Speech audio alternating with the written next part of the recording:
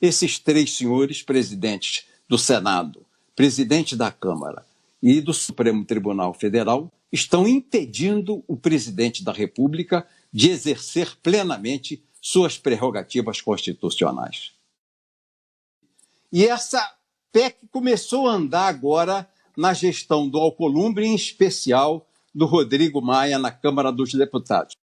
Porque você já tem o Congresso não respeitando a pauta legislativa, a falta de governabilidade da presidência da República, porque o Congresso está desrespeitando a pauta, a agenda legislativa do Poder Executivo. Você tem a crise econômica que está se aquecendo e se avizinha muito rapidamente com o coronavírus.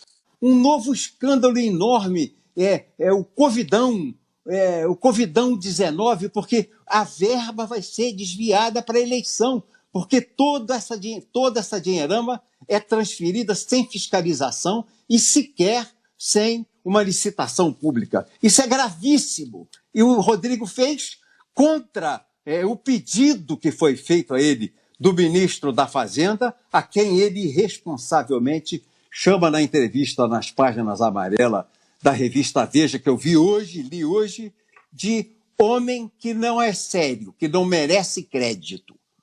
E eles esperam que muito rapidamente venha o povo na rua batendo essa panela e pedindo o fim do governo do Bolsonaro para fazer a tramitação do pedido de impeachment que o Rodrigo Maia já encomendou ao presidente da Ordem dos Advogados do Brasil, o doutor Santa Cruz.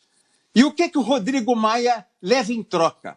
A esquerda, que pediu a ele a cabeça do Bolsonaro, dará a ele a aprovação dessa proposta de emenda constitucional, permitindo reeleição dentro da mesma legislatura, a presidência da Câmara dos Deputados e a presidência do Senado da República. Se uniram o DEM e o PSDB. Eles estão unidos. E você tem por trás, dando sustentação a esse movimento, os partidos de esquerda. Quem são as figuras de proa desse processo de desestabilização do presidente Jair Bolsonaro? O Fernando Henrique Cardoso, o Rodrigo Maia, o Alcolumbre, o governador Dória em São Paulo, o Witzel no Rio de Janeiro e o ex-ministro Mandetta com o Caiado que o apoiava no DEM. Mas a grande responsabilidade dessa montagem foi um erro grave do Onyx Lorenzoni. Ele não podia dar aos pulmões da democracia, que são o Senado e a Câmara dos Deputados, ao mesmo partido para governar o Congresso Nacional. Ele pega um senador do DEM e articula para que ele seja o presidente do Senado. Apoia um deputado federal do DEM para ser o presidente da Câmara. E hoje, quem conspira contra o presidente da República é o DEM, juntamente com o PSDB. Por quê? Eles viram que o Bolsonaro fez uma varredura nos seus eleitores.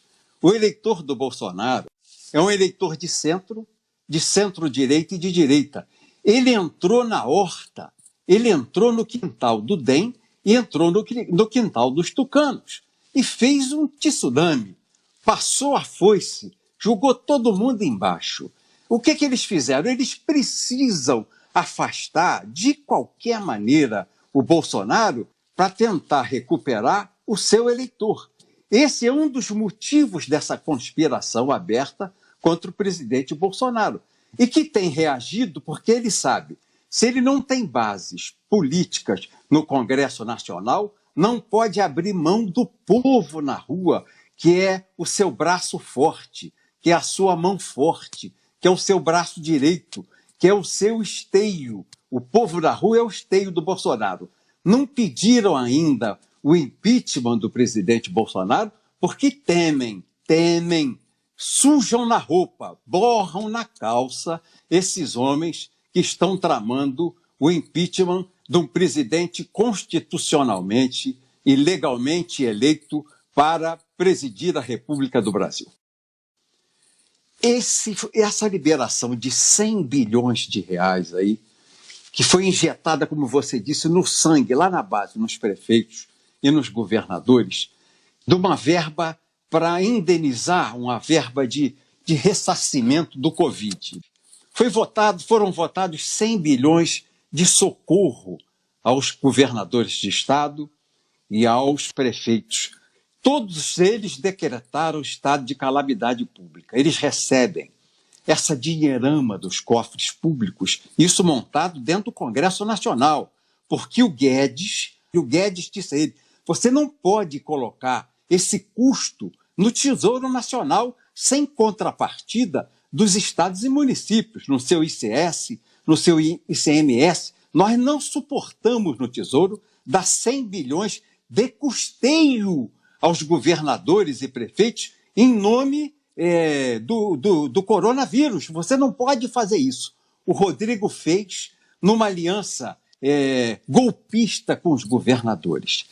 Esse dinheiro ele vai ser liberado depois que transitar no Senado, lá para final de maio, junho. Ele não é um dinheiro para o coronavírus, porque o decreto de calamidade pública isenta o governador, isenta o prefeito de fazer licitação pública. Isso é dinheiro de eleição, isso é fundo eleitoral, isso é para financiar a campanha em Caixa 2 para prefeito que está no governo e governador, apoiando os seus prefeitos escolhidos a voltar ao governo nos seus municípios. Você vai ver, e eu não sou aqui nenhum profeta, não, mas é nítido aos olhos de quem faz política que vai ser um escândalo após a eleição e o Brasil, o Ministério Público, a Polícia Federal vai ter que investigar. Então, pelo exemplo que nós estamos ouvindo do governo Witzel aqui no Rio de Janeiro, eu posso imaginar o que será a bagunça com esses 100 bilhões de reais colocados sem licitação, sem controle, nas contas daqueles prefeitos que vão à reeleição, hoje, nesse momento do coronavírus, todos decretando estado de calamidade e abrindo mão da licitação.